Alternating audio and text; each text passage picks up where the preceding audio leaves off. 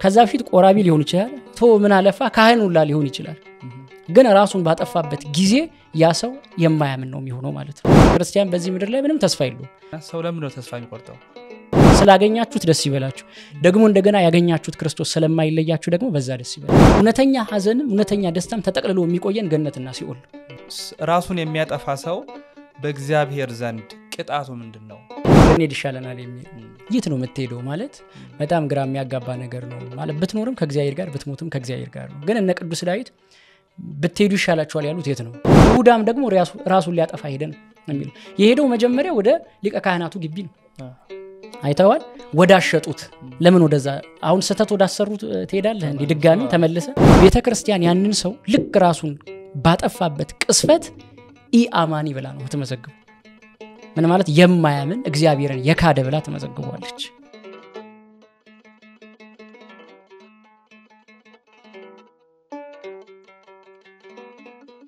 የተወዳችሁ ቤተሰቦቻችን እንዴት አላችሁ እንዴት ቆያችሁ እንዴት ሰነበታችሁ እንግዲህ ዛሬም በያሮስ ፖድካስት በድጋሚ በሁለተኛ ሳምንት ተገናኝተናል እናንተን ይመለከቷችኋል ብለን የምናስባቸውን ወቅታዊ የሆኑ ከኛ ጋር አብሮ የሚሄዱ ኦርቶዶክሳውያን ሐሳቦችን የምናነሳበት ነው ዛሬም እንግዲህ ከተስፋ ጋር በተገናኘ ብዙ ሐሳቦችን የምናነሳ ነው የሚሆነው ገሜ እንዴት አለ እግዚአብሔር ይመስገን ሰላም ቆየው እግዚአብሔር ይመስገን ሁሉ ሰላም እግዚአብሔር ይመስገን እንግዲህ በመጀመሪያ ሳምንት ላይ የተለያዩ ጥያቄዎችን አንስተን ዘውትር እሁድ ዕለት ነው የሚለቀቀው እዛ ላይ ሐሳቦችን ማንሳታችን ይታወሳል አሁን ደግሞ ተስፋ ምንድነው ከሚለው ጋር ተስፋ መቁረጥ ከሚለው ሐሳቦች ጋር ሰፋፊ ጉዳዮችን እናነሳለን በቅድሚያ ሲገሜ ተስፋ በቤተክርስቲያን ትርጉሙ ምንድነው ከዚህ ብንጀምር የተሻለ ነው ያስባለሁ እሺ አመሰግናለሁ በመጀመሪያ ተስፋ የሚባለው ነገር በቤተክርስቲያን በቀጥታ ትርጉም በሁለት መንገድ ሊፈታ ይችላል የመጀመሪያው ተስፋ ማለት አለኝታ ማለት ነው አለኝታ ስትል ራሱ አለኝ እንደማለት ነው እና ተስፋ አንደኛው አለኝታ ተብሎ ነው የሚተረጎመው ሁለተኛው ደግሞ ተስፋ ማለት መጽናኛ ማለት ነው እንግዲህ አለኝታ ማለት ነው ብዘራ አጭዳለው እንደገና ደግሞ በማር በተማርኩት ስራ አገኛለሁ ብሎ ተማሪው በትምርቱ እንደገና ገበሬው ደግሞ በዘራው ሌላውም ደግሞ በስራው አለኝታ አለኝ ብሎ ተስፋ አለኝ ብሎ ያንን ነገር ያደርጋል ሁለተኛው ደግሞ መጽናኛ ነው መጽናኛ ማለት ሰው ቢታሰር ፈታለው በታመመ ድናለው ፈወሳለው ያለ ደግሞ መጽናኛ አለው ተስፋ አለው ማለት ስለዚህ በሁለት ይተረጎማል ሌላው ግን በቤተክርስቲያን ምናልባት ብዙ ጊዜ ተስፋ ሰው የሚቆርጠው ለምንድነው የሚለውም ይሄንን ይዞ ስለሚሄድ እንደ የተወሰነ ነክቶ ለማለፍ ማለት ነው በቤተክርስቲያን ተስፋ የምትለው ነገር ምንድነው ተስፋ ማለት ያልተሰጠ ነገር ማለት ነው ግን የሚሰጥ በእርግጠኝነት ማለት ነው ለምሳሌ እምነት ተስፋ የምናደርገው ነገር የሚያስረግጥ ነው ሲባል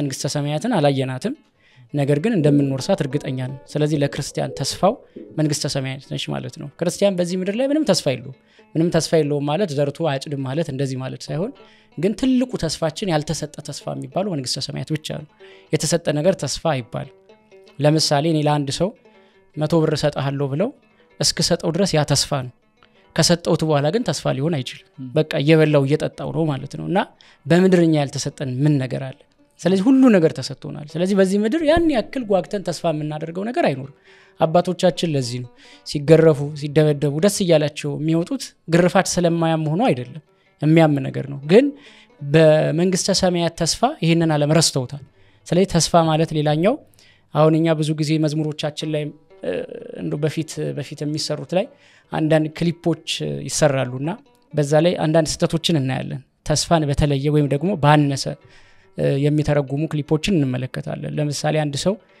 ሲቸገረው እግዚአብሔር ትንሽ እንደረሳውና ደግሞ ከችግሩ ተመልሶ ደግሞ ጥሩ ቤት ሲኖር ጥሩ መኝታ ላይ ሲተኛ ደግሞ ልክ እግዚአብሔር ተስፋውን እንደቀጠለለት ምድራዊ አይነት ሐሳብ ግን የክርስቲያን ተስፋው አንድ ነች እሷም ያልተሰጠችው መንግስተ ሰማያት ነች ለዚህ ነው ቅዱስ ዮሐንስም አዲስ ሰማይና አዲስ ምድርን አየው ይሄ አዲስ አይደለም አሮጌ ነው ይሄንን በምን ታውቃለህ በመጽሐፈ መክብብ ጠይቡ ሰለሞን በዚህ ምድር ምንም አዲስ ነገር የለም ከፀሐይ በታች አዲስ ነገር የለም ይላል ቅዱስ ዮሐንስ ግን ምን ይላል አዲስ ሰማይና አዲስ ምድር አየው ይላል ስለዚህ ያልተሰጠችው ያቺ ተስፋ ተብላ ቤተክርስቲያን ተተረጎማለችና ሁላችንም መኖር መዘጋጀት ያለብን ለዛ ነው ይሄንን ብንሰራም ባንሰራም እምንተተነው ምን ሄደው ነገር ነውና ዋናው ጉዳይ ምንድነው በመንግስተ ሰማያት ያለውን ጉዳይ ተስፋ አድርጎ መጠበቅ ያልተሰጠውን ግን የሚሰጠውን ተስፋ ማድረግ በጣም የተሻለ ይሆናል ማለት ነውና ተስፋ በዚህ ነው የሚተረጎመው። ነካክተ ያለፈውን ጉዳይ ድጋሚ ላንሳ። ያው በተለይ ማህበራዊ ሚዲያ ላይ በጣም የሚታዩ በእኛ በወጣቶች ላይ የሚስተዋሉ ነገሮች አሉ። በቃ ተስፋ ቆርጫለሁ የሚሉ ከቃል ጀምሮ ማለት ነውና ሰው ተስፋ ለምንድን ነው የሚቆርጠው? ተስፋ ቆርጫለሁ ብሎ ማለቱ ራሱ ምንድነው የሚያሳየው ነገር? እና ሰው ለምን ነው ተስፋ የሚቆርጠው? የመጀመሪያው ሰው ተስፋ ለምን ይቆርጣል የሚለውን ስንመለከት ተስፋ መደረግ በሌለበት ተስፋ ስለሚያደርግ ነው። ማለት እንዴት? ለምሳሌ ሰው ተስፋ ማድረግ ያለበት በእግዚአብሔር ነው። ሌላ ምን ተስፋ አለው ሰው ማለት? ግን እኛ ብዙ ጊዜ ሰዎች ተስፋ የምናደርገው ተስፋ በማይደረግ ነገር ነው። ምናልባት ሁሉንም ነገር ልታጣው የምትችለው ነገር ነው። የማይታጣ እግዚአብሔር ብቻ ነው። ምን ማለት ነው? ፈልገህ የማታጣው እግዚአብሔርን ነው። ካገኘውም በኋላ የማታጣው እግዚአብሔርን ነው። ለዚህ ነው ቅዱስ ጳውሎስ ደስታችሁን በክርስቶስ አድርጉ ይላል። በዚህ በፊልጵስዩስ መልእክቱ ምዕራፍ 4 ከቁጥር 4 ላይ ሁሉ ጊዜ ደስ ይበላችሁ ደግሜ ይላል በጌታ ደስ ይበላችሁ ይላል። ሁለት ጊዜ ነው ልዑል የሚለው።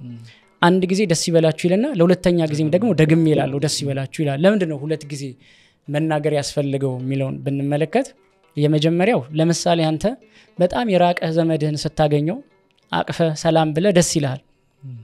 ግን ደግሞ ያ ደስታክ እስከ መጨረሻው አይቆይም። ደሞ መለያየት ይመጣል። ወይ ሞት ሊሆን ይችላል ወይ በአካል ትለየዋለህ። ደስ ያለ ደስታ ካንተ ጋር ለዘላለም አይቆይም። በመገናኘት ደስ ሲል በመለያየት ደግሞ ድጋሚ ደስ ትላለህ። ቅዱስ ጳውሎስ ግን ለይቶ በጌታ ደስ ይበላችሁ ይልና ደግሜ ይላል ደስ ይበላችሁ። ምን ማለቱ ነው? ክርስቶስን በጥምቀት በልጅነት በሚስጥራት ስናገኘው ደስ ይለናል አይደል? ከዛ በኋላ አይለየንም ማለት ነው። ደግሜ ይላል ደስ ይበላችሁ። ስላገኛችሁት ደስ ይበላችሁ። ደግሞ እንደገና ያገኛችሁት ክርስቶስ ስለማይለያችሁ ደግሞ በዛ ደስ ይበላችሁ። ኃጢአት ካልሰራ በቀር ወይም ደግሞ ካልካድከው በቀር ስለማይለየ እንደዚህ ያሉ ትርጉሞች አሉ። የሰው ልጅ ግን እንዳልኩክ አንዴት አገኘዋለህ አንዴት አጣዋለህና ምን ማለት ነው? ተስፋ ማድረግ በሚገባን ነገር ነው ተስፋ ማድረግ ያለብን። አሁን የሰው ልጅ ተስፋ የሚቆርጠው ተስፋ ማድረግ በሌለበት ነገር ተስፋ ያደርጋል። ለምሳሌ የተወሰኑ ነጥቦችን እንይ። የመጀመሪያው ተስፋ ማድረግ በሌለብን ነው ሰዎች ተስፋ የሚያደርጉት የሚለው አንዳንድ ሰው በስልጣኑ ተስፋ ያደርጋል። ገብቷል? ስልጣን እንግዲህ ሰው እስከወደደ ወይም ደግሞ እንደው በቃ የጊዜ ጉዳይ ነው እንጂ ደግሞ የምትሻርበት ጊዜ ይመጣል። ብዙ ጊዜ ስልጣን ሲኖራቸው ሰዎች ተከበው ነው የሚኖሩት። ከዛ በኋላ ደግሞ ያንን ስልጣን ሲያጡት በቃ ተስፋቸው ስልጣን ላይ ብቻ ስለነበረ ግራ ይጋባሉ። ይሄንን አጥቼ እንዴት እኖራለሁ ይላሉ። መለማመድ ያስፈልጋል። ምንም ሳይኖር እግዚአብሔርን ብቻ ይዘህ መኖር መልመድ አለብህ።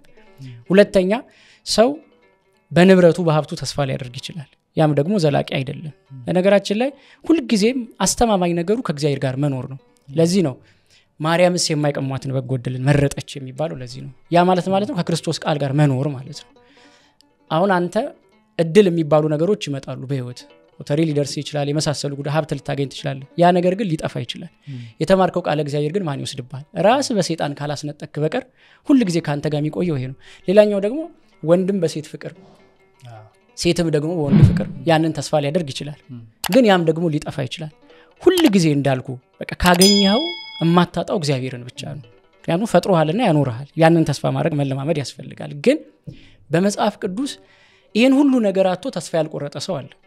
አየ መነሻው ነው ማለት ነው። መነሻው እኔ በእግዚአብሔር ነው ተስፋዬ ብሎ ስለተነሳ ምንም ነገር ቢያጣ ተስፋ አይቆርጥም። እንደዚህ አይነት ሰው ለምሳሌ ጻድቁ ኢዮብ ነው። ኢዮብ አሁን ያልኳቸውን ዝርዝር ጉዳዮች በሙሉ አግኝቶ ያጣ ሰው ነው። ያውም እንደውም እኛ በጥቂቱ ነው አይደል ያገኘነው፣ እሱ ግን በስፋት ያገኘው። ብዙ ንብረት አለው፣ እንደገና ደግሞ ብዙ ዘመድ ወዳጆች አሉት፣ እንደገና ሚስት አለችው፣ እንደገና ልጆች አሉት። የአብራኩ ከፋይ እንግዲህ እሱን የሚመስሉት በጣም ቅርብ የሆኑት ልጆች ናቸው ለወላጆቻቸው። ይሄን ሁሉ ነገር አጥቷል። ኢዮብን ግን ሄደ ብትጠይቀው እግዚአብሔር ይመስገን ይላል። ሁሉን ነገር አጥቶ አሁን ትልቁ ችግር ምን መሰለ? እግዚአብሔርን የምንፈልገው በሆነ ምክንያት ነው። ይሄ ኮንዲሽናል የሆነ አስተሳሰብ ማለት ነው። ክርስቲያን ግን እግዚአብሔርን መጀመሪያ በእግዚአብሔርነቱ ብቻ ማግኘት አለበት፣ ወይም በእግዚአብሔርነቱ ብቻ መፈለግ። አስቀድማችሁ ጽድቁን እሹ አይደል ሌላው ይጨመርላል። አስቀድማችሁ እኔን ፈልጉኝ ነው፣ ሌላው ይሰጣል። ይሄንን ኋላ ላይ ምናልባት በመጽሐፍ ቅዱስ ጳውሎስ ያለውን በማንሳት እናብራራለን። ግን የመጀመሪያው እሱ ነው። ተስፋ መደረግ የሌለባቸው ነገሮች ላይ ተስፋችንን በሙሉ እንጥላለን። ከዛ በኋላ ያ ነገር አሁን ልጆቻችን ላይ ተስፋ እናደርጋለን። ልጅ ሲሞት ወላጆች በጣም ይጎዳሉ። የሚገባ ሐዘን አለ፣ ወደማይገባ ሐዘን ይገባሉ። ለምንድን ነው ካልክ ተስፋቸው ያን ስለሚያደርጉ ማለት እና ክርስቲያን የሰው ልጅ በሙሉ ተስፋ ማድረግ ያለበት እግዚአብሔር። ለምን መሰለ? ስትፈልገው ማታጣው እግዚአብሔር ብቻ ስለሆነ ነውና ታገኘዋለህ። ካገኘሁም በኋላ ማታጣው በፈለከው ጊዜ ብትመጣ እግዚአብሔርን ማግኘት ትችላለህና የመጀመሪያው ይሄ ነው። ሌላኛው ሰው ለምን ተስፋ ይቆርጣል ሲባል ኃጢአትን ሰርቶ ኃጢአቱን ስለማይናዘዝ። ሰይጣን በነገራችን ላይ ሁለት ነገሮችን ነው የሚያደርገው። መጀመሪያ ኃጢአት ሊያሰራ ሲል የእግዚአብሔርን ቸርነት ያሳያል። መጀመሪያ ኃጢአት ሊሰራ ሲል የእግዚአብሔርን ቸርነቱን ያሳያል። ማህሪ ነው፣ ምን ይቅርባይ ነው። ደግሞ ሌላው እንኳን ካንተ በላይ ብዙ ነገር አድርጎ ስለዚህ ግባበት ይላል። መጀመሪያ ቸርነቱን ያሳያል። ከዛ በኋላ ደግሞ ኃጢአት ሰርተ ንስሐ ልትገባ ስትል ደግሞ ፈታይነቱን ያሳያል። አይ አንተ እንደ አይነት በደል ኃጢአት ሰርተ እንዴት ወደ መቅደሱ ትሄዳለህ? ፈታይነቱን ማለት ነው። እውነት ነው፣ እግዚአብሔር በእውነት ነው የሚፈርደው። እና ኃጢአት ሰርተ በደል ሰርተ ለምንድን ነው ወደ እግዚአብሔር ቤት የምትሄደው? እንዴ እግዚአብሔር ላይ ተቀልድበታለህ እንዴ? አይ ኃጢአት ያልሰሩ ሰዎች ናቸው ወደዛ መቅደስ የሚሄዱት ይልና መጀመሪያ በቸርነት ያሰራህን ኃጢአት አሁን ደግሞ ንስሐ እንዳትገባ በፈታይነቱ ይከላከላል ማለት ነው። ስለዚህ የሰው ልጅ እንደዚህ ሲሆን ከቤተ ክርስቲያን እየራቀ እኔ የማልጠቅም ሰው ነኝ፣ በደለኛ ነኝ፣ ኃጢአተኛ ነኝ እያለ የሰራውን ኃጢአት ንስሐ ሳይገባ ሲቀር ሳይናዘዘው ሲቀር ያ ተስፋ ያስቆረጠው ከእግዚአብሔር ይለየዋል ማለት እና እንደማይጠቅም ሰው መቼም እንግዲህ በምንም ባይፈልግ የፈለገ ቢሆን እግዚአብሔር ግን ይፈልገዋል። ግን በእግዚአብሔር እንኳን እንደማይፈልግ ሰይጣን ያመለክተዋል። ስለዚህ ያ ሰው ተስፋው ምንድነው? እና የመጨረሻው ተስፋው እንግዲህ እግዚአብሔርን አድርጎ ነበር ይመጣው። እግዚአብሔርም አይፈልግህም ከተባለ ተስፋ ይቆርጣል፣ አላስፈላጊ ነገሮች ውስጥ ይገባል። ሌላኛው እግዚአብሔር እንዴት እንደሚወደን ካለመረዳት ይመነጫል። ተስፋ መቁረጥ የሚመነጨው አንዱ ይሄ ነው። እግዚአብሔር እንዴት እንደወደደን ካለማወቅ ካለማሰብ ነው የሚመነጨው። አሁን እግዚአብሔር እንደው ስጋው ደሙን የሰጠ ምግብ ይከለክላል ብለህ ታስባለህ? እንደገና ደግሞስ ለሰውነት ልብስ የሰጠ እግዚአብሔር እንደው ደግሞ ለነፍስስ ከለላ የማይሆን እግዚአብሔር ነው? በፍጹም። ለሚረግፉ ለሚጠወልጉ አበቦች እንኳን እግዚአብሔር እንዴት ያማረ እንደሚያለብሳቸው ተመልከቱ። እንደነዚህ እንኳን አለበሰ። እንደውም ራሱ ነው ይሄን የተናገረው። አትጨነቁ ይልና ከናንተ መካከል ማን ነው ማለት ሰለሞን እንኳን ከናንተ መካከል ያለ እናንተን በንግስና የገዛ ሰለሞን እንደነዚህ እንዳበቦች እንኳን አለበሰ ይላል። ምን ማለቱ ነው? ሰለሞን ቢለብስ የባህሪው አይደለም፣ ሰው የፈተለውን ነው የለበሰው። እነሱ ግን ቢለብሱ በባህሪያቸው መጀመሪያውኑ ማለት እና ለሚውጠልጉ ለሚረግፉ አበቦች እንኳን እግዚአብሔር እንዲካለበሳቸው ለናንተማ እንዴት አብልጦ ይጨነቅ። ደግሞ እንደገና ይናገራል። እንዴት ጨካኝ ትሉኛላችሁ? እኔ እኮ አባታችሁ አምላካችሁ ፈጣሪያችሁ ነኝ። እኔን ጨካኝ ማለት አይገባችሁም። አሁን ከናንተ መካከል ልጁ ዳቦ ቢለምነው ድንጋይ የሚሰጥ ማን ነው? አየኸው? ስለዚህ እኔስ ደግሞ ከናንተ ወላጆች የተሻለ አላስብላችሁም ወይ እያለ ይነግረናል። ስለዚህ እግዚአብሔር እንዴት እንደሚወደን አለማወቅ ይሄ ማለት ነው ከስነ ፍጥረቱ እስከ ስቅለቱ ይሄዳል።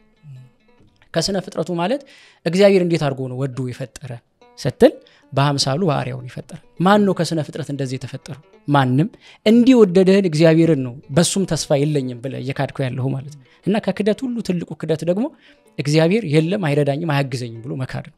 እና እግዚአብሔር እንዴት እንደወደደን እንዴት እንደፈጠረን እንዴት እንዳከበረን ካለማወቅ ቅዱስ ዳዊት ይሄንን ይናገራል። ምን ይላል? የሰው ልጅ ክቡር ሆኖ ተፈጥሮ ሳለ እንደማያስተውል እንስሳ ሆነ። አየ ካላበላው ካላጠጣው እግዚአብሔር የለም ብሎ የሚያስበው ነው ማለት ነው። እግዚአብሔር ግን ከዛ ከፍ ላለው ማይረግ ነበር የመረጠው። እግዚአብሔር እንዴት እንደወደደን ለማሳየት የተወሰነ ነገር እንመልከት። ለምሳሌ በገነት መካከል እግዚአብሔር እኮ መላእክትን የሚያስደንቅ ንግግር ለሰው ልጆች ተናግሯል። ያውም የሰው ልጅ ጤነኛ ሳይሆን በኃጢአት ታሞ ግን የተናገረው ንግግር ቅዱሳን መላእክትንም አስደንግጧቸዋል፣ አስገርሟቸዋል። ምንድነው ያለው? ከልጅ ልጅ ተወልጄ አድናለሁ። የበደለን ሰው ማለት ነው። ተመልከት፣ የበደለን ሰው ቀርቦ ከልጅ ልጅ ተወልጄ አድናለሁ። ቅዱሳን መላእክት እኮ መጠየቅ ይችላሉ። እስከዛሬ ድረስ እነሱ በንጽህና በቅድስና ሆነው አገልግለውት ከናንተ እንኳን ተወልጄ አድናለሁ አይደለም ያለው ማለት ንጽህናቸውን ከጠበቁ ከነ ቅዱስ ሚካኤል ከነ ቅዱስ ገብርኤል ወገን ከነሱ ባህሪ ነስቼው ተወልጄ አድናለሁ አይደለም ያለው። ከሰው ልጅ ከወደቀው ከጎሰቆለው የሰው ልጅ ተወልጄ አድናለሁ ብሎ ሲናገር እጅግ በጣም ያስደንቅ ነበር። የሰው ልጅ ግን በፋንታው ምንድነው ያደረገው? ገነትን የመሰለ ቦታ፣ እሱን የመሰለ አባት፣ ቅዱሳን መላእክትን የመሰሉ ወንድሞች ዘመዶች ተሰጥተውት እግዚአብሔርን እኮ የለወጠው በአንዲት ዕፀ በለስ ገብቷል። ስለዚህ እንደዛ አድርጎ የለወጠውን የሰው ልጅን እሱ ግን ደሙን ጥሎሽ አድርጎ ሞሽሮ ነው ያገባው ነው ማለት እና በእግዚአብሔር ላይ እንዴት አድርጎ እንደሚወደን ካለማወቅ አንዳንድ ጊዜ ተስፋ መቁረጦች ይኖራሉና ብዙ ጊዜ የምናያቸው እነዚህ ነገሮች ነው። ለምሳሌ አንዳንድ ሰው የሚገባ ሐዘን አለ የማይገባ ሐዘን አለ ይላሉ አባቶቻችን ያው ሲያስተምሩና ልናዝን እንችላለን በህይወታችን። ግን የሚገባ ሐዘን አለ የማይገባ ሐዘን አለ። እውነት ነው። በምድር ስትኖር ምድር ማለት በነገራችን ላይ ሁለቱንም ነገር እያቀመሰች የምታኖር ቦታ ነች። ለምሳሌ ሁሉ ጊዜ ደስታ አይኖርም፣ ግን ደስታ አለ። ሁሉ ጊዜ ሐዘን አይኖርም፣ ግን ደግሞ ሐዘን አለ። ይሄ ማለት መሰለ እናቶቻችን ሰርግ ሲዘጋጅ ሰርጉ እሁድ ከሆነ ቅዳሜ ትንሽ ነገር ይቀምሳሉ ማዕድምተኛው ከመብላቱ በፊት ግን እለቱን ተደገሰ ማለት አይደለም ያ ዋዜማው ነው ባህሉ ደግሞ በሚቀጥለው ቀን ይመጣል እናቶች ግን ከማሰሮም ጠላውን ይቀምሳሉ ከድስቱም ደግሞ ወጡን ይቀምሳሉ እንጀራው ከሁሉም አይነት ግን ትክክለኛው ምግብ ያኔ ተበላ ይባላል እንደው በቃ ከላይ ይቀመሳል ልክ እንደዚሁ ነው እውነተኛ ሐዘን በምድር የለም ግን ትንሽ ሐዘን አምጥተን ከሲኦል እንቀምሳለን ደግሞ እውነተኛ ደስታ በምድር የለም ትንሽ ደስታ ደግሞ ከገነት መጥቶ ተጨልፋ ይሰጠናል እውነተኛ ሐዘንም እውነተኛ ደስታም ተጠቅልሎ የሚቆየን ገነትና ሲኦል ያው መንግስተ ሰማያትና ገሃነመ እሳት ሁሉም ነገር ተጠቅልሎ እዛ ይቆየናልና ሰው ሲከፋ ሐዘኑ መከፋቱ ይቆያል ወይም ደግሞ በዛው ይጸናል ማለት አይደለም እንደተከፋ ደግሞ ደስ የሚሰኝበት ጊዜ አለ አብርሃም ልጅ ሲያጣ ያዘነውን ሐዘን ደግሞ እንደገና ልጅ ሲያገኝ ተደስቶ አሳልፎታል ግን ዋናው ነገር በሐዘንም በደስታም እግዚአብሔርን ማሰብና መጠበቅ ነው ስለዚህ የሚገባ ሐዘን አለ አትዘኑ አይባልም መቼ አሁን አንተ ሰው ወንድም ቢሞት እናት ብትሞት አባት ብትሞት እኮ አትዘን አትባል ክርስቶስም ለቅሶ ቤት ተገኝቶ አዝኖ አሳይቶናል ግን ምን ማለት ነው ይወጣ ሐዘን ግን አያስፈልግም እሱን እስከሚያስክ ድረስ እና በአንቀጸ ብፁዓን ሲያስተምር በማቴዎስ ወንጌል ምዕራፍ 5 ላይ የሚያዝኑ ብፁዓን ናቸው ብሎ ነው የሚጀምረው ወይም ደግሞ ሲያስተምር የሚያዝኑ ብፁዓን ናቸው መጽናናትን ያገኛሉ ምን ማለት ነው የሚያዝኑ ማለት አሁን እናቴ ሞተችብኝ ብሎ በቃ ከዚህ በኋላ እግዚአብሔር ጥሎኛል ብሎ እንደው እየወደቀ እየተነሳ የሚያዝነውን አይደለም አባቴ ሞቷል ብሎ እንደዛ የሚያደርገውን አይደለም የሚያዝን ማለት አንደኛ የክርስቶስን መከራ እያሰበ የሚያዝን ሁለተኛ የቅዱሳንን ሐዘን ወይም ደግሞ ስደታቸውን እያሰበ የሚያዝን እሱ ምስጉን ነው ብሎ ይናገራል እና እንጂ እናት አባት ሞተችብኝ ብሎ አትዘን አይደለም ከአግባብ በላይ ግን ማዘን የለብን በቃ ከዚህ በኋላ እኔ ለምን እኖራለሁ እስከማለት የሚደርሱ ሰዎች አሉ እናቴን አጥቼ አባቴን አጥ ይሄ ማለት ምን ማለት መሰለ እናትና አባቶች ስጦታዎች ናቸው ለወላጆች ያው ልጅም ደግሞ ለእናት ለአባት ስጦታ ነው ይሄንን የሰጠ እግዚአብሔር ነው ስለዚህ በስጦታው መጥፋት ለምን ታዝናለህ የስጦታው ባለቤት ሰጪው እኮ እግዚአብሔር አለ ይሄ ማለት መሰለ እኔ አባታችሁ ነኝ እኔ እናታችሁ ነኝ ይላል እግዚአብሔር እናት አባት ቢሞት እግዚአብሔር ሥላሴ አለ ደግሞ እንደገና ወንድም እህት ቢሞት ቅዱሳን መላእክት ቅዱሳን ደጋጎች አሉ እናት ብትሞት እመቤታችን አለች ስለዚህ እንደው ጽንፍ ረግጠህም ደግሞ ምን ማድረግ የለብህም በቃ ከዚህ በኋላ ተስፋ የለኝም ብለ እንደው መሞት ነው የኔ ምርጫ እንደዚህ ብለ እዛውስ መግባትም የለብህም ቅዱስ ጳውሎስ ይሄንን ሲናገር በሁለተኛ ቆሮንቶስ ምዕራፍ 6 ከቁጥር 10 ላይ ሐዘንተኞች ስንሆን ዘውትር ደስ ይለናል ይላል አሁን ቅዱስ ጳውሎስ በምድር እያለ ምን ደስታ አለ እለት እንገደላለን አይደል ያለው እንደሚታረዱ በጎች ተቆጠርን እያለ የኖረ ሰው ነው ግን ምን ይላል ሐዘንተኞች ስንሆን ዘውትር ደስ ይለናል ይላል አየው እያዘነ ግን በሚያት በመንግስተ ሰማያት ግን ደስ ይሰኛል አሁን እኔ አንተን ብገርፍክ ያማል ታለቅሳለህ ቅዱስ ጳውሎስ ግን በዚህ በስጋ እያለ ብትገርፈው ደስ እየተደሰቱ እየሳቁ ከሸንጎ ወጡ ይላል ለምን መሰለ ከክርስቶስ ደስታውን ብቻ መቀበል የለብንም መከራውንም በመቀበላችን ሐዘኑንም በመቀበላችን እንደውም የዕለተ ዓርብ የከፈለልን ዋጋ ልክ ከሱ ጋር ሱታፌ ነው ምን ፈጽም ስለዚህ እንደዚህ ብሎ ይናገር ደስ ይለናል ይልና ዳዎች ስንሆን ብዙዎችን ባለጠጎች እናደርጋለን ይላል ተመልከት ከነሱ አልፎ ሌሎችን ባለጸጎችና ግን ዳዎች ስንሆን ይላል እውነት ነው ሐዋርያትን ስታያቸው ባዶ እግራቸው የሚሄዱ ናቸው የሚለብሱትም ልብስ እንደው በቃ የተመቸም አይደለም ገብቷል እንደው በቃ ሰውነታቸውን ለመሸፈን ያክል ይለብሳሉ እንጂ ጫማም የላቸውም ባዶ እግራቸውን ነው የሚሄዱት ግን ምን አለ ዳዎች ስንባል ብዙዎችን ግን ባለጸጎች እናደርጋለን አለ ምን ማለቱ መሰለኝ ዳዎች ስንባል ማለት እውነት ነው ምን ሰጠው ገንዘብ የለንም ድቃቂ ገንዘብ የላቸውም ደግሞ እንደገና ተቀዶም የሚያለብሱት ልብስ የላቸውም ራሳቸው ተራቁተው የሚሄዱ ናቸው ግን ምን ማለት ነው ዳዎች ስንሆን ብዙዎችን ባለጸጎች እናደርጋለን ማለት እኛ ዳዎች ሆነን ግን ደግሞ ለዘላለም በድህነት የማትኖሩባትን መንግስተ ሰማያትን በወንጌል እንሰጣችኋለን እንሰብከላችኋለን ሁለተኛ መንግስተ ሰማያትን አሁንኛ ይሄ ስልጣን ስለሚሰጣችሁ ገንዘብ ስለሚሰጣችሁ አይደለም ምን ሰብከላችሁ የዘላለም ህይወት የሚሰጣችሁን ክርስቶስን የዘላለም ደስታ የሚሰጣችሁን ክርስቶስን ግን እንሰጣችኋለን ይላል አይ ለሐዋርያታውን ቁራሽ እንጀራ ልትሰጥ ትችላለ እነሱ ግን የሚሰጡ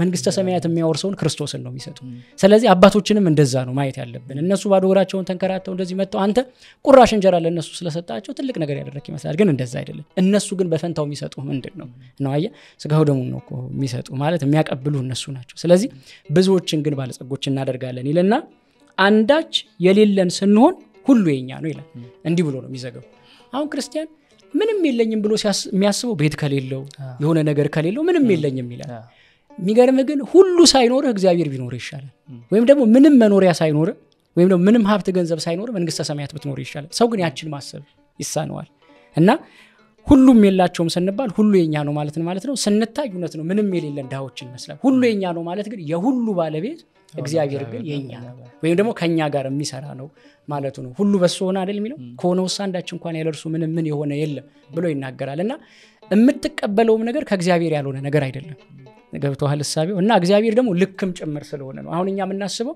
እግዚአብሔር ከኛ ጋር ሆነ ብለን የምናስበው ሀብታሞች ስንሆን ባለጸጎች ስንሆን ይመሳሰል እግዚአብሔር ግን ባለጸጋም አድርጎክ ልክ ነው ደሃም አድርጎክ ልክ ነው ለምን የሚጠቅምህን ስለሚያውቅ ነው ለምሳሌ ለምን አይሰጠኝም ለምን ደሃ አድርጎ ተስፋ እስከቆርጥ ድረስ ያኖረኛል ካልክ እግዚአብሔር በዛ ኑር ካለ አሁን እኛ መኖር የምንፈልገው በራሳችን ላይፍ ስታይል ነው መኖር የምንፈልገው ወይም ደግሞ በቃ መኖር የምንፈልገው በእንዲህ አይነት መልኩ ነው ብለን ነው የምታስበው ግን እንደዛ አይደለም ታዲያ ምን ማለት ነው ክርስቲያን መኖር ያለበት እግዚአብሔር ኑር እንዳለው ነው መኖር ያለበት ገብቷል በዚህ ኑር ብሎሃል አንተ በዛ ኑር እግዚአብሔር እንደሱ ማሰኘት ነውና እንደዚህ ያሉ ጉዳዮች የሰው ልጅ ተስፋ ያስቆረጡ ያሉት ቅድም እንዳልኩ ተስፋ ማድረግ በማይገባን ተስፋ ስናርቅ ንስሐ የሚባለውን ህይወት ስንርቅና ደግሞ እግዚአብሔር ምን ያህል እኛን እንደሚወደንና እንዳፈቀረን ካለ መገንዘብ የመነጨ ስለሆነ እንዲህ ያሉ ነገሮች ወደ ተስፋ መቁረጥ ውስጥ ያስገቡን ይችላሉ ከዚህ አንፃር መጠንቀቅ ያስፈልጋል በጣም ደስ የሚል ትንታኔ ነው አያይዤ ለምሳሌ ተማሪ በትምህርቱ ነጋሪው በንግዱ ወጣቱ ጓደኝነት እጮኝነት በሚለው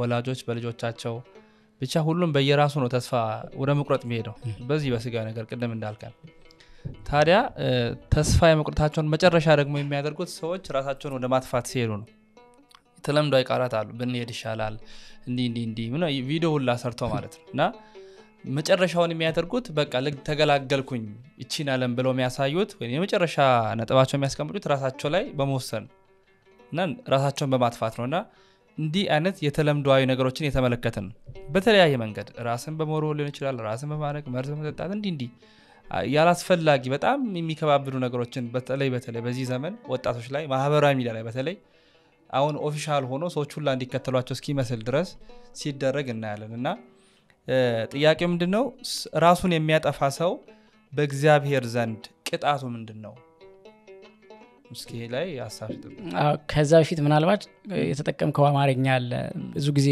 በቃ ማለት በማህበራዊ ሚዲያዎችን በደንብ በስፋት የምናየው እንደው አንዳንዶች ራሳቸው በቃ መጠሪያ ስማቸው እስከ ማድረግ የደረሱበት በእኔ ይሻለናል የሚል የት ነው የምትሄደው ማለት በጣም ግራ የሚያጋባ ነገር ነው ማለት ብትኖርም ከእግዚአብሔር ጋር ብትሞትም ከእግዚአብሔር ጋር ነው ግን እነ ቅዱስ ዳዊት ብትሄዱ ይሻላችኋል ያሉት የት ነው እኔስ ወደ እግዚአብሔር ቤት እንሂድ ባሉኝ ጊዜ ደስ አለኝ ብሎ ነው የሚናገሩና ሰው ምንም ቢከፋው መሄድ የሚሻለው ቤተ እግዚአብሔር ነው በእውነት ለምን መሰለ የሁሉ መጽናኛ የሁሉ ነገር መገኛ የሁሉ መልስ ያለው ቤተክርስቲያን ነው ቤተክርስቲያን ስለ እንዛ ቤተክርስቲያኑ ሄደ ቁጭ ማለት ብቻውን ራሱ ረፍት ይሰጣል ሁለተኛ መታገኛቸው አባቶች አሉ አሁን ሰዎች በጣም ካንተ ያነሰ ቦታ መገኘት አለባቸው የሚባሉ ለዛ አሁን አንተ ጤነኛ ሆነ የኖርክ ከሆነ ወደ ሆስፒታል መሄድ አለብህ ለማመስገን ጤናህን ምን ያህል ሀብት እንደሆነ ማለት ምንም እኮ ኪስ ውስጥ ገንዘብ ላይ ኖር ይችላል ምንም ያከማቸው ሀብት ላይ ኖር ይችላል ግን ደግሞ ብዙዎች ዘመዶቻቸው በመኪና እየመጡ የሚጠይቋቸው ከሩቅ ቦታ እየመጡ ከውጭ በጣም ከሰለጠነ ቦታ እየመጡ የሚጠይቋቸው ነገር ግን ብዙ ምግብ ይዘው መተው ምግብ እንኳን የማይበሉ ሰዎች አሉ ማይችሉ ማለት ነው ግሉኮስ እየተመገቡ የሚውሉ አሉ ያንን ስታስብ እግዚአብሔር ለአንተ የሰጠ ነገር እንዴት ትልቅ ነው ማለት ነው ሌላው ደግሞ የታሰሩ ሰዎችን ስታይ ነፃነት ሀብት መሆኑን ታውቃለህ እና ለካኔ ቢያንስ ነፃነት አለኝ ቦጣ ቦርድ መስራት ይችላል ማትረፍ ይችላል ብለ እና እግዚአብሔር የሰጠን መክሊትን መቅበር የለብን መክሊት ነው ጤና መክሊት ነው እኛ ብዙ ጊዜ በቃ የምንዘረዝራት ነገር ካልሆነች ሀብት አይመስለን ጤና ሀብት ነው ይሄንን ግን መንዝረህ ደግሞ ሌሎች ሀብቶችን ማፍራት ያንተ ድርሻ ነው አሁን አንድ መክሊት ይሰጠው ሰው እኮ ያለው ይሄንን ነው አንተ ጨካኝ ንጉስ ስለሆንክ ወይም ጨካኝ አሰሪ ስለሆንክ መክሊቴን ቀብሬዋለሁ ነው ያለው እና አንተ ጨካኝ ሰራተኛ ይሄ ገብርሄርና ገብረ ሐካ የሚባለው እንደውም በፋሲካው ሰሞን ስም ተሰይሞ በዚህ በኩል ሰፊ ስብከት ይደረጋልና በተሰጠህ እንደዛ መሆን አለበት ስለዚህ ሰዎች ታዲያ ለምንድነው እዚህ ድረስ ለጥጠውት ጉዳዩን ራሳቸውን እስከ ማጥፋት የሚደርሱት ይሄ በጣም ከባድ ነው እንዳልኩ ነው የሆነ ነገር ስትሆን ወዴት ነው መሄድ ያለብን አንድ ምሳሌ ልስጥ በቤተ ክርስቲያናችን ለምሳሌ ይሁዳ ክርስቶስን ከካደው በኋላ ትልቁ ጥያቄ ክርስቶስን መካዱ ብቻ አይደለም ክርስቶስን ከካደው ማን ነው ከሸጠው በኋላ ያው ክዶ ነው የሸጠው ከሸጠው በኋላ ያደረገው ነገር ምንድነው የሚለው ነው እግዚአብሔር ብዙ ጊዜ የሚመለከተው ኃጢአት ስለሰራ የመሳሰሉ ጉዳዮችን ብቻ አይደለም ከኃጢአት በኋላ ያሳየው ተግባራዊ ምላሽ ምንድነው የሚለው ለምሳሌ ሁለት ሰዎችን በመጽሐፍ ቅዱስ እናነጻጽር አሁን ወደ መጀመሪያው ምሳሌ ከመግባታችን በፊት ቃየልና አዳም ለምሳሌ ከበደለ ኃጢአት ከሰራ በኋላ ለእግዚአብሔር ያሳየው ምላሽ ምንድነው ቢያንስ መሽቆጥቆጥ ነው መፍራት አዳም ወዴት ነህ ሲለው እንደው ምን ብሎ ነው የመለሰለት አይ በቃ እንደው አትፈልገኝ ምናምን አይደለም እጸበለስን ስለበላው አትብላ ያልከኝን ፍሬ በልቼ እርቃኒ ነኝ እኮ ተሸሽግ ያለው ነው ኃጢአቱን አምኗል እንደዛውኛ አንተ ፊት መቅረብ የለብኝም ጌታዬ ሆይ በድያለሁ አጥፍቻለሁ ስለዚህ እንዲህ ብሎ ነው የተናገረው ወዲያው ጸጸቱ ደግሞ በጎ ጸጸት ነው በነገራችን ላይ በክርስቲያና ሁለት አይነት ጸጸት አለ በጎ ጸጸት ወደ እግዚአብሔር የሚያደርስ ነው ክፉ ጸጸት ደግሞ አሁን አንተ ያደርሳል ወደ ሞት የሚያደርስ ነውና ቃየል ደግሞ ምንድነው ያደረገው ወንድሙን ገደለ አቤልን ከዛን የእግዚአብሔር ድምጽ ወደ ቃየል መጣ ቃየል ወንድም አቤል ወዴት አለ ሲል እኔ ወንድሜ ጠባቂ ነኝ አለ አየው ከበደሉ በላይ ከበደለው በደል በላይ ለበደሉ የሰጠው ሽፋን ተመልከቱ ልክ እንደዚህ ሆኖ ለምሳሌ ቅዱስ ጴጥሮስ ክርስቶስን አላቀውም ብሎ 3 ጊዜ ከካደ በኋላ ወዴት ነው ሄደው ወደ ወንድሞቹ ይሻላል ቢያንስ አንተም ተስፋ ስትቆርጥ ወዴት ነው መሄድ ያለበት ተስፋው ወደምትቀጥል ወደ ቤተክርስቲያን ነው መምጣት ያለበት ይሁዳ ግን እንደዛ አላደረገም እንደውም አንዳንድ አባቶች መምራንም ሲጽፉ ይሁዳ ምን አለበት ከበደልክስ ላይቀር ከካድከውስ ላይቀር ምን አለ ቢያንስ ወደ እመቤታችን እንኳን ብትሄድ ምን አለ ከልጅሽ አስታርቂኝ ብትላት ምን አለ ከሐዋርያት ሄደ ሐዋርያት ጋር እኮ ብትሄድ ይሁዳ አይዞ እኔም እኮ ክጀው ነበር ብሎ ጴጥሮስ ያስተምረ ነበር አየው ስለዚህ እሱ ግን ምን አደረገ ምርጫው አሁን ሰዎች የሚያደርጉትን ምርጫ ስለዚህ የይሁዳ ምርጫ ነው ማለት ነው ባጭሩ ስለዚህ አንተ ያንን ስታረክ ከይሁዳ ጋር እየተባበርክ ይሁዳም ደግሞ ራሱን ሊያጠፋ ሄደ ነው የሚለው የሄደው መጀመሪያ ወደ ሊቀ ካህናቱ ግቢ ነው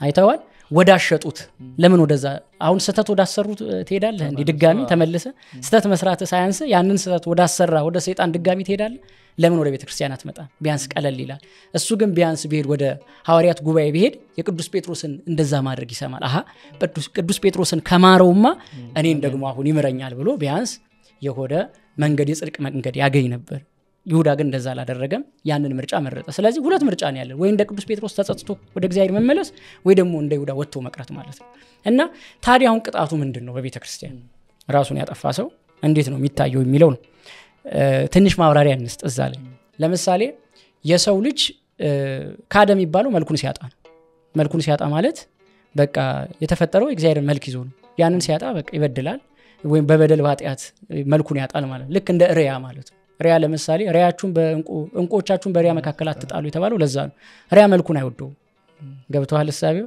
ምን ማለት ነው ሪያ ማን ነው እንቁ መልክን ያሳያል እና ምንድነው ያ ሲተረጎም መሰለ ድሮ ወርቅ የሚያወጡ እንደዚህ ሰዎች በማታ ነው ያንን የሚሰሩት ያው ፀሐዩን ፍራቻ በበረሃ ያሉና ቀንቀን ያንን ነው እንቁ እዛ ቦታ ላይ ያደርጉትና ፀሐይ ሰበስብ ይውላል ከዛ በኋላ ማታ ስለማይደክም ያው ፀሐይም ሲገባ ሰራተኞች ያንን እንቁ እዛ ጋር አስቀምጠው እንደ መብራት ተጠቅመው ያንን ስራ ይሰራሉ እና ምናልባት በመሃል ያ ሪያ ካለፈ መልኩን በዛ ውስጥ ያያል ከዛን እንቁን ይሰብራል ማለት ነው ያው እሱም ጨለማ ሆኖ ሌላውንም ደግሞ እንደዚህ ያጨልማል ማለት እና ተስፋ መቁረጥ በጣም ከባድ ነገር ነው ምንም መልክን ስታየው አሁን ራስን ቆም ብለ ስታየው እጅግ አስቀያሚ ሆኖ ከእግዚአብሔር እንኳን የሚያርቅ ከሆነ መልክ የተባለው እንግዲህ ቅድም እንዳልኩ ነው እንጂ አሁን የምናየው ይሄ መልክ ደምግባት አይደለም እና ያንን መልክን ስታጣ ቶሎ ብለ መልክን ወደሚመልስል ወደ ክርስቶስ መምጣት ያስፈልጋል አሁን በራሱን ላጠፋ ሰው አንዱ ማይደረግለት ነገር ስርዓተ ፍታት ወይም ጸሎት አይደረግለት ለምን መሰለ ቤተክርስቲያን ያንን ሰው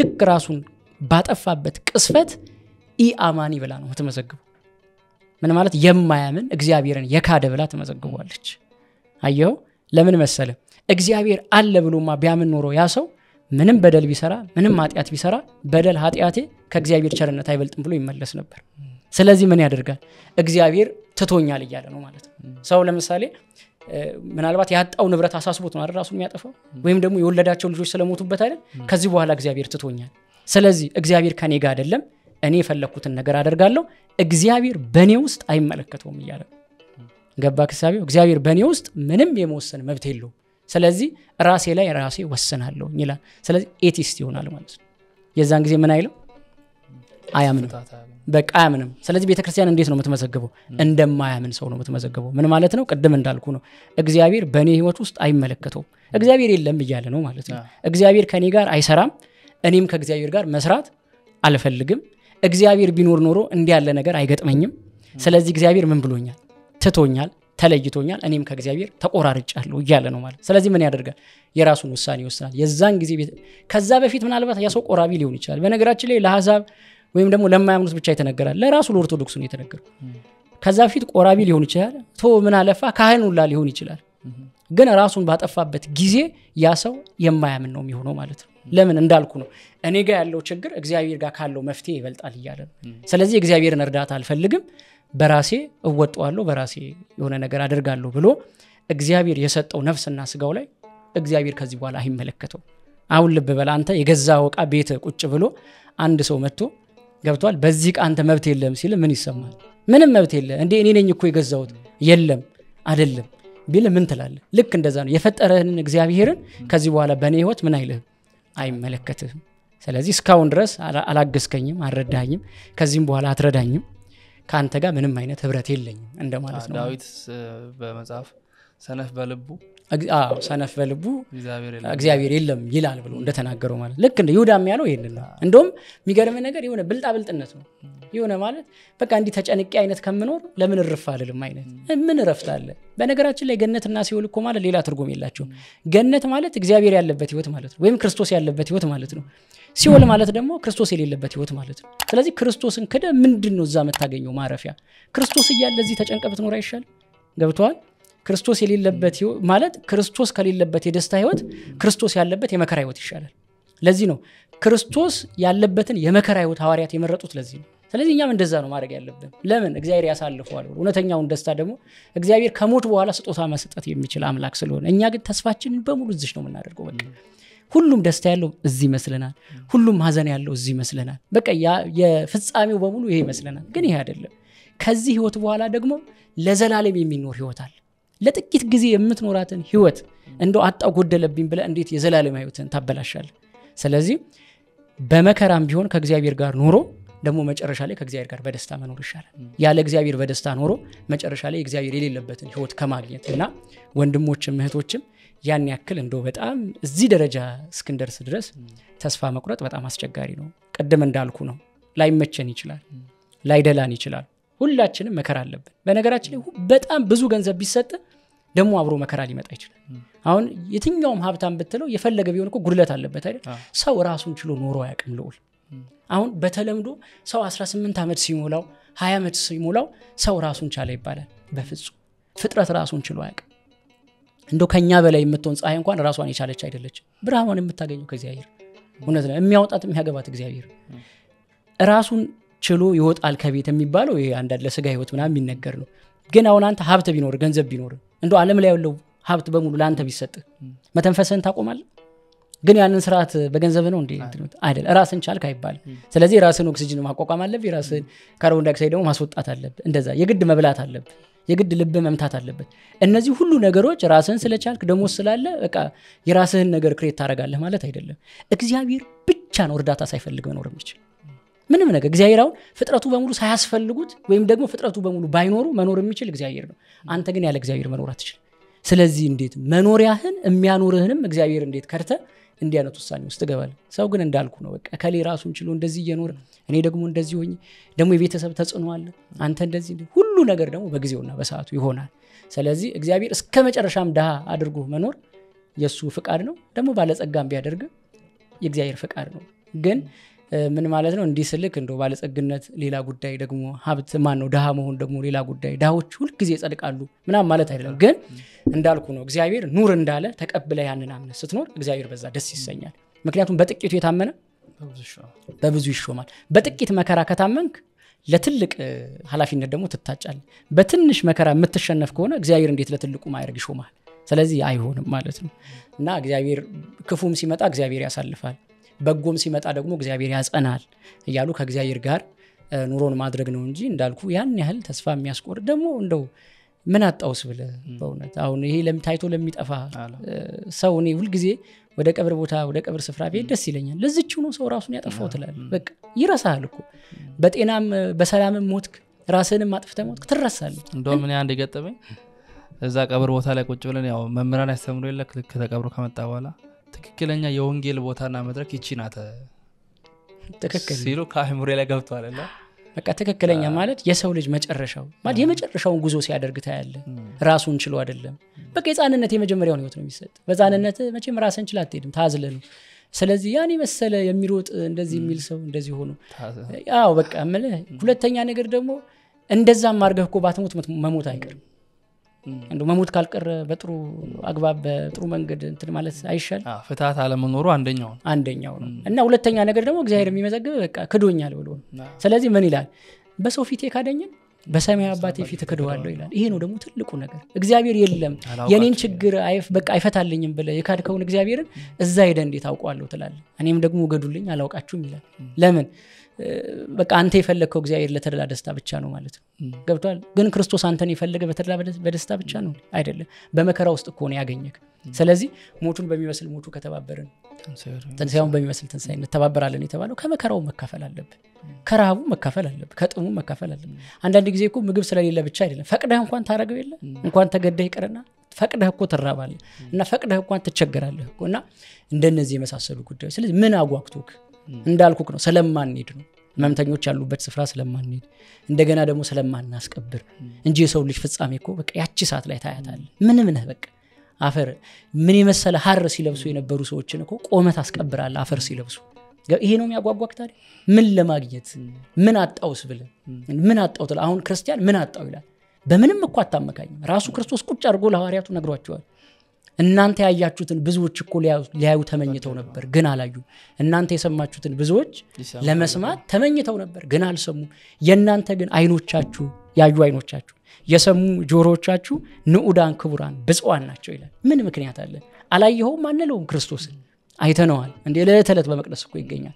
እንደገና ደግሞ ምግብ አልሰጠህንም አንለው፣ የሚበላ የሚጠጣ ሰጥቶናል። አልሰማንህም አንለው፣ እንደውም ከራሱ አልፎ ምን ሰጥቶናል? መምህራንን ሰጥቶናል። ታስታውሳለህ? ያ ወንበዴ ቀጥቅጦ መንገድ ላይ የጣለውን ሰው አንስቶ የሉቃስ ወንጌል ላይ ወደ አንድ እንግዳ ማረፊያ ካስገባው በኋላ ለዛ እንግዳ ማረፊያ ምን ብሎ ነው የሚናገረው? ይሄ ክርስቶስ ምሳሌ እኮ ነው። መምተኛው ደግሞ እኛ ነን፣ ሳምራዊው ማለት ነው። ምን ብሎ ነው? ምናልባት ይሄን 2 ዲናር ያዝ ይለዋል። ነገር ግን ምናልባት ከዚህ በላይ ከከሰርክ ስመለስ ደግሞ ከፍልሃል ይሏል። ምን ማለት ነው? ከዚህ በላይ ከከሰርክ ማለት ይሄ 2 ዲናር ያዝ ማለት ይሄንን ህመምተኛ እኛን ማለት ነው ለንስሐ አባት እየሰጠን ለመምራን እየሰጠን ነው። ምናልባት ይሄንን ህመምተኛ በብሉይ ኪዳንና በአዲስ ኪዳን መልሰው አየው 2 ዲናር የሰጠው ግን ምናልባት በዛም አይመለስ አዲስ ኪዳንንና ብሉይ ኪዳንን ተርጉመ ልክ እንደነ ቅዱስ ያሬድ እንደነ ቅዱስ ቄርሎስ ተርጉመ ደግሞ ሌላ መጽሐፍ ጽፈ ምን በለው ፈውሰው ከቁስሉ ከነፍስ ቁስሉ እኔ ስመጣ ዋጋን ምን እላለሁ እሰጣለሁ። ስለዚህ አዲስ ኪዳንና ብሉይ ኪዳንን ብቻ አይደለም የሰጠን ማንን ለመፈለግ። ስለዚህ እንደዚህ የፈለገንን እግዚአብሔርን እንደው አላቀህም አልረዳኸኝም አላገስከኝም ማለት እንዴት ጸያፍ እንደሆነ ተመልከት። ስለዚህ የሚያጓጓም ነገርም አይደለም። ምንም ብናጣም ምንም ብናገኝም ምንም ነገር ከዚህ ዘና እንሂድ። ስለዚህ የሚባልም ነገር እኮ አለ አሁን የኛ ያለማሰብ ነገር እንጂ እኚህን 3 ነገሮችና ቦታዎች አስብ። ነፃነትን ለማወቅ እስር ቤት፣ ህይወትን ጤንነትን ለማወቅ ሆስፒታል፣ የህይወትን ትርጉም ለማወቅ ደግሞ መቃብር ትክክል አካባቢ ሂድ የሚባል ነገር አለ። ያቺን ያለማሰብ ነው። ሌላ ደግሞ የችግርን ትልቅነት ለእግዚአብሔር ሳይሆን የእግዚአብሔርን ትልቅነት ለችግር ንገረው። ትክክል ቅድም ያልከው ማለት ነውና በአጠቃላይ መፍትሄው እግዚአብሔርን ማየት በመክረ ካህን መኖር መናገር ጥሩ ነገር ነው። ወፋይ ተላለ አንድ ነገር እንደው በቃ ስትናገረው ደስ ይላል ማለት ይቀላል። እና ቤተሰቦችም ልጆቻቸውን ቼክ ማድረግ ምን ማለት ነው? ይሄ ዓለማዊው ነገር ብቻ ያስተምሯቸውና ከዛ በዛ ዓለማዊው ነገር ካልተሳካላችሁ ሌላ አማራጭ እንደሌለ ነው የሚያስቡትና ልጆች ሲያድጉ በሁለት መንገድ ነው ማደግ ያለባቸው። በመንፈሳዊው በስጋው ማደግ አለባቸው። ምንድነው የሚለው ክርስቶስ አሁን በወንጌል ላይ ስለራሱ የተጻፈውን ስነግር በዚህ በሉቃስ ወንጌል ማለት ነው። እሱም ደግሞ ህፃኑም ማለት ነው ህፃኑም ደግሞ በሰውና በእግዚአብሔር ፊት በሞገስ ያድግ ነበር ይላል። በሰውና በእግዚአብሔር ፊት ማለት በጥበብ እግዚአብሔርም እንደገና ደግሞ በማህበራዊ ደግሞ ህይወቱን ደግሞ በዛም ሲያድግ ነበርና እኛ ግን ብዙ ጊዜ ወላጆቻችን ልጆቻቸውን የሚመግቧቸው ምን አይነት ምግብ ነው? አሁን ጾም አያበረታቱ። ስለዚህ ልጆች መራብን አያውቁም። የሆነ ቀን ሲርባቸው ተስፋ ይቆርጣሉ። መለማመድ ግን ያስፈልጋል። ልጆች አንዳንድ ጊዜ እየኖረ እንኳን ምግብ እንዳይበሉ መከልከል መጾምን ማለማመድ ያስፈልጋል። የሆነ ችግር ሲመጣ ያንን ሰርቫይቭ ማድረግ ይችላሉ። እንደው ከመንፈሳዊ ነገር ባሻገር ቅዳሴውን እንቅልፍ ማጣትን መልመድ መቻል አለባቸው። ገብተዋል? ለምሳሌ ወላጆች ብዙ ጊዜ ልጆቻቸውን ቅዳሴ ይዘው አይሉ ለወላጆች ግን በር የሚከፍቱት ልጆች ናቸው። በል አንተ ይበርዳል ምናን ይላሉ። ልጆች እግዚአብሔር ስጦታዎች ናቸው። ስለዚህ የኛ ብቻ አይደሉም። ከእግዚአብሔር ጋር ተካፍለን ነው ማሳደግ ያለብን። ለምን መሰል ወደፊት ይረዳናል። ጠንካራ ምን ነው ዓለምንም ደግሞ የምንንቀው በቤተ ክርስቲያን መመላለስ እንችላለን። እና ልጆች በቃ ዓለማዊ ዕውቀት ብቻ እንዲያገኙ ማድረግ የለብንም። ዓለማዊ ዕውቀትን የሚያሸንፉ መንፈሳዊ ዕውቀት። ዓለማዊ ዕውቀት ጥሩ ነው መጥፎ አይባልም። ግን በመንፈሳዊ ዕውቀት ሉጋምነት መያዝ አለበት። ያ ሲያዝ ዘላለማዊነት ምንድነው? ተስፋ ምንድነው? ህይወት ምንድነው? ስለዚህ ይሄንን ዓለም እንደውም ጭራሽ ትንቀዋል።